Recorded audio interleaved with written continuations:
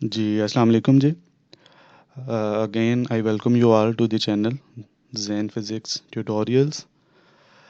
ये वो चैनल है जी जहाँ पे आप कंप्लीट क्लास लेक्चर जो है उसको शॉर्ट वीडियोस में देख सकते हैं, शॉर्ट वीडियोस में उसको सीख सकते हैं।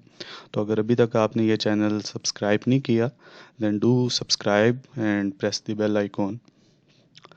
अच्छा जी, आज का जो हमारा टॉपिक है जी, ये छोटा सा टॉपिक है, ऑब्जेक्टिव पॉइंट ऑफ व्यू से काफ़ी इम्पोर्टेंट है। चैप्टर 12 का जो सेकंड टॉपिक है, that is fields of force.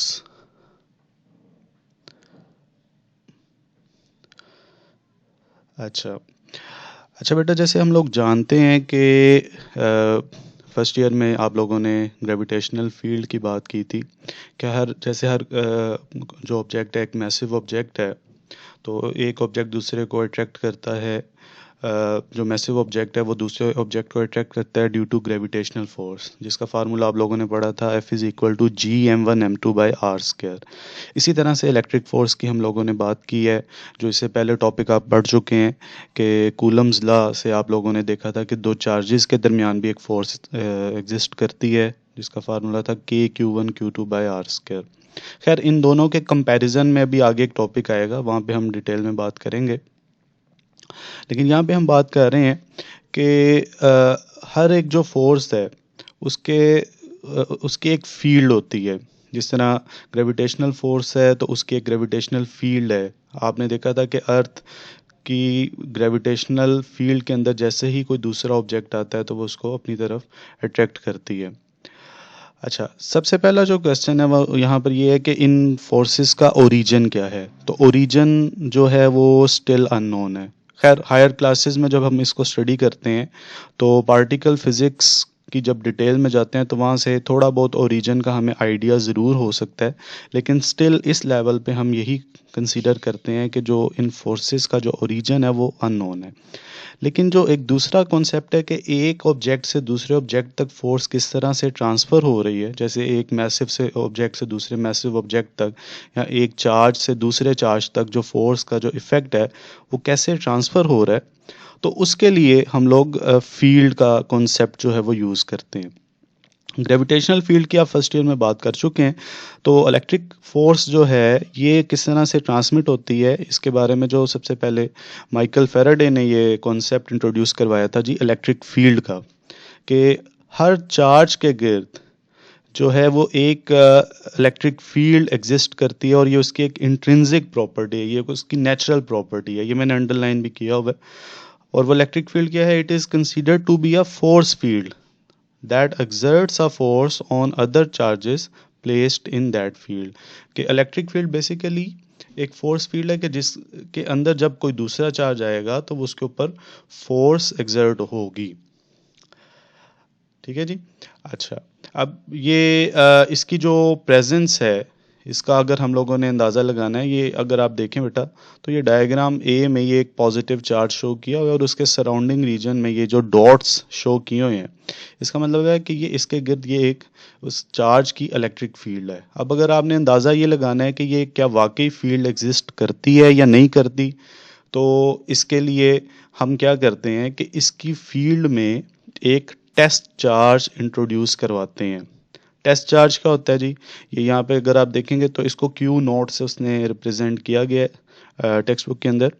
Q not आमतौर पर जो टेस्ट चार्ज है, इसकी दो कंडीशंस हम नॉर्मली यूज़ करते हैं कि एक तो ये हमेशा पॉजिटिव हम लेते हैं, conventionally it is taken as positive, और दूसरा ये जो भी आपका जो अप्लाइड चार्ज है उससे स्मॉलर होना चाहिए, ताकि आप उसकी फील्ड को डिटेक्ट कर सकें। हमने किसकी फील्ड को डिटेक्ट करना है? प्लस क्यू, ये जो क्यू चार्ज जो यहाँ पे डायग्राम ए में शो किया गया है, इसकी फील्ड आप डिटेक्ट करना चाह रहे हैं। तो आपने इसी की फील्ड में, ये अगर आप बी डायग्राम देखें तो ये एक टेस्ट चार्ज इंट्रोड्यूस करवा दी है। ये टेस्ट चार्ज जो है, इसके ऊपर अब ये जो चार्ज है ये एक फोर्स एक्सर्ट करेगा। अब चूंकि ये जो हमारा जो जो चार्ज है जिसको हम रेफरेंस लेके चल रहे हैं प्लस क्यू, ये भी पॉजिटिव है, और टेस्ट चार्ज मैंने बताया कि ये हमेशा पॉजिटिव ही होता है, तो पॉजिटिव पॉजिटिव को रिपेल करेगा, तभी ये जो फोर्स की जो लाइन है वो बाहर की तरफ, एरो बाहर की तरफ शो किया हुआ है। ठीक है जी। अगर सपोज हम ये कहते हैं कि जी टेस्ट चार्ज नेगेटिव है, तो नेगेटिव टेस्ट चार्ज की जो फील्ड होनी थी वो अट्रैक्टिव होनी थी। ठीक है जी। तो ये एक डिफरेंस भी आप देख सकते हैं कि यहाँ पे अगर ये एक जो है वो डायग्राम से मैं आपको ये डिस्कस करूँ कि ग्रेविटेशनल फील्ड की अगर हम बात करें, ग्रेविटेशनल फोर्स का जो इफेक्ट है वो हमेशा अट्रैक्टिव होता है। ये हमेशा मैसेज की तरफ जो है वो अट्रैक्ट करती है। अगर अर्थ है तो अर्थ हमेशा एक ऑब्जेक्ट को अपने सेंटर की तरफ अट्रैक्ट करेगी। लेकिन जहाँ तक हम चार्जेस की बात करेंगे तो अगर तो सेम चार्जेस हैं तो वो रिपेल करेंगे, और अगर ऑपोजिट चार्जेस हैं तो वो अट्रैक्ट करेंगे। तो उसकी फील्ड लाइंस का कॉन्सेप्ट भी वेरी कर जाएगा। इस पर खैर अभी हम डिटेल में आगे बात करेंगे। अच्छा जी। सो यहाँ पे ये इलेक्ट्रिक फील्ड का तो कॉन्सेप्ट आप लोगों को क्लियर हो गया होगा कि electric field is the region around the charge, जिसमें जैसे ही कोई दूसरा चार्ज आता है तो वो उसको उसके ऊपर एक फोर्स एक्सर्ट करती है।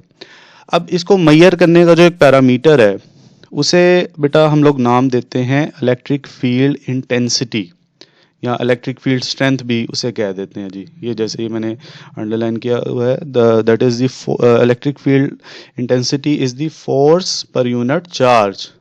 ठीक है, force experienced by a unit positive test charge. जो टेस्ट चार्ज हो के क्यू नोड है उसके ऊपर कितनी फोर्स लग रही है, उस चीज़ को हम इलेक्ट्रिक फील्ड इंटेंसिटी कहते हैं। अक्सर बच्चे इलेक्ट्रिक फील्ड इंटेंसिटी और इलेक्ट्रिक फील्ड को एक ही चीज़ समझते हैं।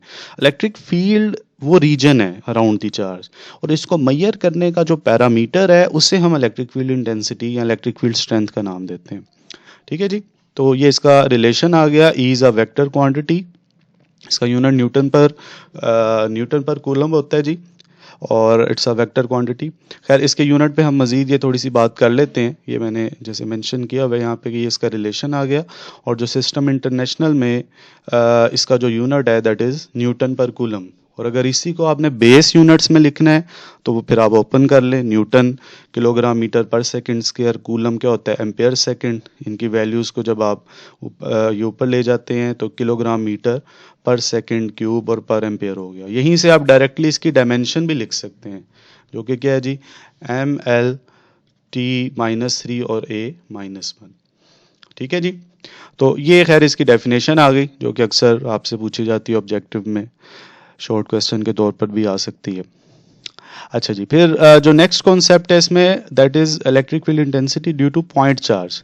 अच्छा, ये मैंने अलहदा से इसको पहले ये सॉल्व किया हुआ ताकि आपको वो थोड़ी सी उसकी कैलकुलेशन के हवाले से आसानी रहे कि इलेक्ट्रिक फील्ड इंटेंसिटी क्या होती है जी ड्यू टू पॉइंट चार्ज अगर आप मेजर करना चाह रहे हैं। पॉइंट चार्जेस की आप पीछे बात कर चुके हैं, कूलम्स लॉ में हमने डिस्कस किया था, इसकी डेफिनेशन की भी बात की थी। तो इलेक्ट्रिक फील्ड इंटेंसिटी जो है due two point charge relation आप लोगों ने लिखा F/Q0। तो फोर्स की जो वैल्यू है वो कूलम्स लॉ यहाँ पे बेटा आप लोगों ने पुट की है।